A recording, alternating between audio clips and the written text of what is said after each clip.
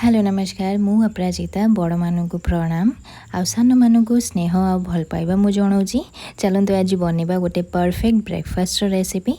यहाँ को आप ब्रेकफास्ट भी बनैकी खाईपर यहाँ को एज अ इवनिंग स्नैक्स भी बनैकी खाईपर। यहाँ बहुत ही हेल्दी आ टेस्टी भी। चलते बेसी टाइम वेस्ट न करी आज रेसिपी को स्टार्ट कर नवा।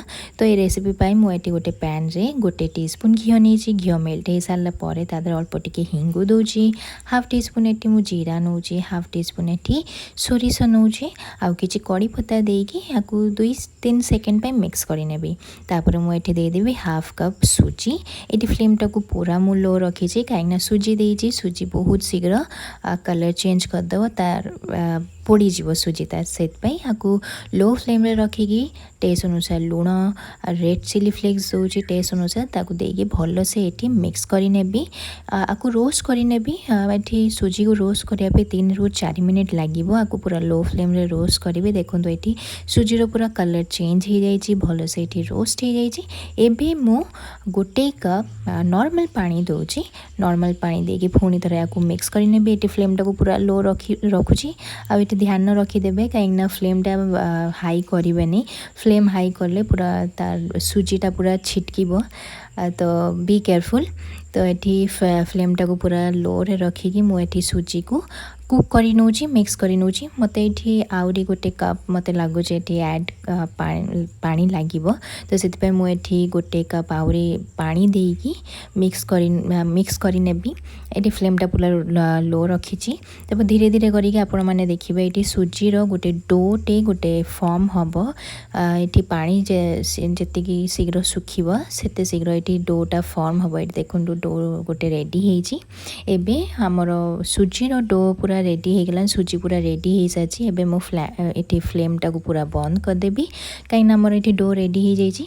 तापर आपको मु ठंडा होगा रखीदेवी आपको 5 ରୁ 10 मिनिट लगे पूरा सुजी को भल से ठंडा हाँपे। तो ये मुझे गोटे अलग गोटे जगटे नहीं से जगार मुझे दूसरी सुजी जोटा बनई थी। तापर आपको भल से स्प्रेड करनेबी। तापर ये आगर प्रिपरेशन मु स्टार्ट कर नौची। ये देखो सुजी आमर रेडी हो जाइए। तो साइड रे आपको रखिकी ये गोटे पैन रे मु 4 टीस्पून रिफाइन तेल नहीं तेल दे सारा पर तेल जो भल से ये गरम होदेव मु देदेवी हाफ टी स्पून ये 5 फुटण आउ नड़िया ये बादाम किसी कड़ी पत्ता किसी गाजर टेस्ट अनुसार कंचा लंका टेस्ट अनुसार ये मु दूची लुण।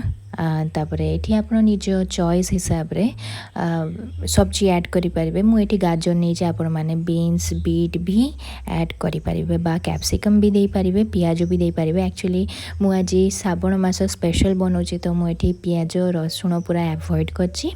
तो आपण मैंने चाहिए पियाज दे पारे ताकू मिक्स करके कवर करी 2 मिनिट पे आपको मु कुक करनेबी। तापर ये मुझे दूसरी 2टा सीझा आलू मुझे आलू को आगु सीझे रखी थी। तापर आलू दे सारापर जीरा गुंड हलदी गुंड धनिया गुंड सब देकी अल्प टिके ये मु गरम मसला देकी आपको मिक्स करनेबी। ये फ्लेमटा लो टू मीडियम मु रखी। आपण मैंने आलू जगार पनीर भी दे पारे पनीर भी स्टफिंग रेडी करें। तो ये देखो आमर आलूर स्टफिंग पूरा भल से रेडी हो गला। एबे गैस फ्लेमटा को मुझे बंद कर दूची आपको भी मु ठंडा होगा रखीदेवी। तो ये देखो आमर सुजी जोटा मु रेडी करी सेटा भी पूरा भल से ठंडा हो गला। एबे मु आपको भल से चकुड़ी नेबी गोटे डोटे फॉर्म हवा जाए। तो ये देखो आमर जदि हाथ में जदि टिके लगुव सुजी तो आप हाथ में तेल लगे भी ये चकुड़ी पारे। तो आमर ये सुजी पूरा रेडी हो गला डोट पूरा रेडी हो सारी। सियाड़े आलू भी आलूर जो स्टफिंगटा से भी पूरा ठंडा हो गला। एवं हाथ में अल्प टिके तेल लगे मु निज हिसाब रे जी मत दरकार से हिसाब रे मुझे सुजीर गोटे बॉलटे नौची माने से क्वांटिटी नौची। तापर ये आलू जो स्टफिंगटा रेडी करथिले ताकू मुझे फिल कर दूची। फिल करके ये साइड्स गुड़ा मु सील करदेवी। ये एकदम हल्का हाथ में प्रेस करुथे। तो ये गोटे शेपटे मु दे दूची माने मुझे राउंड शेप दूची। आपण माने चाहिए स्क्वायर शेप भी दे पारे कटलेटर भी शेप दे पारे। तो ये मोर गोटे सुजीर कटलेट रेडी हो गलानी। एक्चुअली आपको कटलेट कहबे ना यहाँ हूँ सुजी डिस्क। तो तो ये गोटे रेडी कर सारी बाकी गुड़ा को भी ये मुझे सब रेडी करने भी यहाँ को आपण मैंने बन कि छुआ को स्कूल टिफिन बॉक्स रे भी दे पारिबे। यहाँ पूरा परफेक्ट रहिबो, पूरा हेल्दी रहिबो। तो यहाँ को एज अ इवनिंग स्नैक्स भी बनई खाई पारिबे, ब्रेकफास्ट भी बनई खाई पारिबे। ये देखंतु आमर पूरा सुजी डिक्स पूरा रेडी हो गलानी। यहाँ को आपण बनई भी स्टोर भी करि पारिबे फ्रिज रे। एटा आराम से गोटे 1 वीक पर्यंत रही जिवो फ्रिज रे।